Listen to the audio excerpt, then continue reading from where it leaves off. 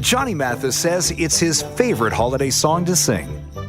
It's time to learn the story behind the Christmas hit, Sleigh Ride. Behind the Christmas hits with Drew Savage. Like so many other Christmas hits like Let It Snow and the Christmas song, Sleigh Ride was written in the middle of a heat wave by Leroy Anderson.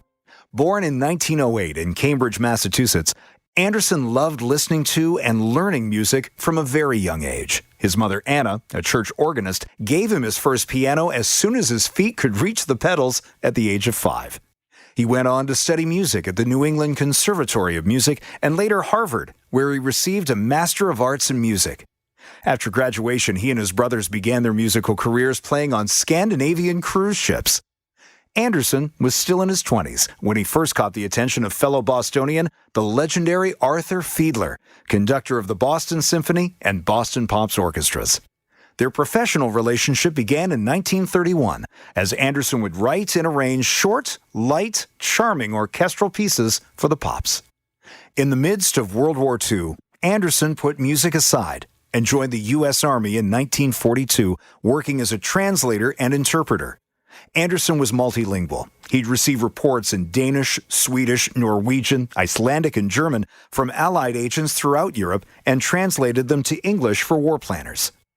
Anderson specifically played a large role in collecting information on the strength and location of the German military in Denmark that led to a plan to invade and liberate that country.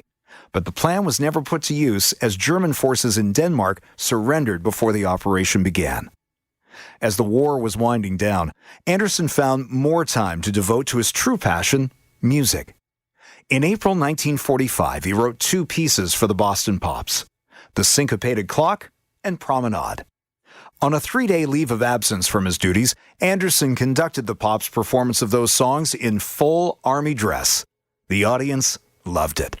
But his greatest success was still to come. Anderson was promoted to captain and was offered the position of assistant military attaché to Sweden.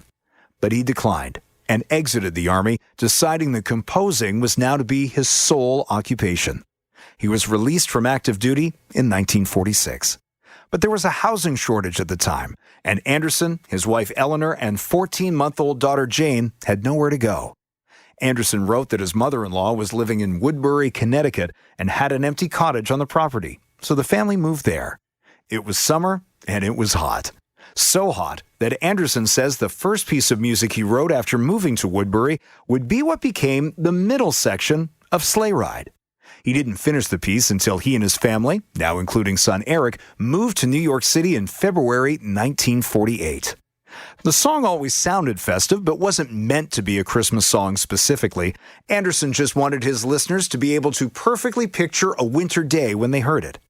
In fact, the first live performance of Sleigh Ride was at a Boston Pops concert on May 4th, 1948. Not exactly the Christmas season. But that didn't stop audiences from loving it. And by Christmas of that year, you could not go into a New York department store without hearing it. In fact, Sleigh Ride would become the first pure orchestral piece of music to ever hit #1 on the Billboard Pop Chart. Many different lyrics from around the world tried writing words for Sleigh Ride. In fact, there were versions in French, Italian, and German, among other languages. But in 1950, Mitchell Parrish would give us the lyrics that would stay with the song to this very day. Parrish wrote the lyrics to classics like Hoagy Carmichael's Stardust and Glenn Miller's Moonlight Serenade. He loved the Sleigh Ride melody, and while the song was clearly popular, Parrish thought that popularity and reach could be expanded with lyrics. It was straightforward enough. Write about sleighs and wintertime fun. A lot of the imagery was already there with the title and clip-clop sound of the horse's hooves, which was created by woodblocks. Singer Joe Stafford, who would become the second singer after Bing Crosby to sell 25 million records for Columbia, recorded the first vocal version of Sleigh Ride in 1950. It peaked at number 8 on Billboard, so while not as high as the original recording, the lyrics stuck. And now we can't imagine the song without them. In 1963, the Ronettes added another layer to the lyrics by adding the ring-a-ling-a-ling, ding-dong-ding backup vocals.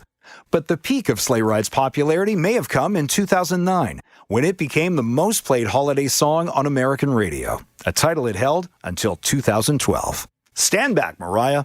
There's a sleigh ride coming through.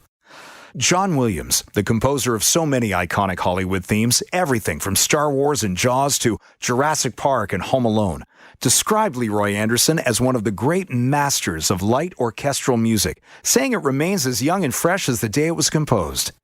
Anderson has a star on the Hollywood Walk of Fame.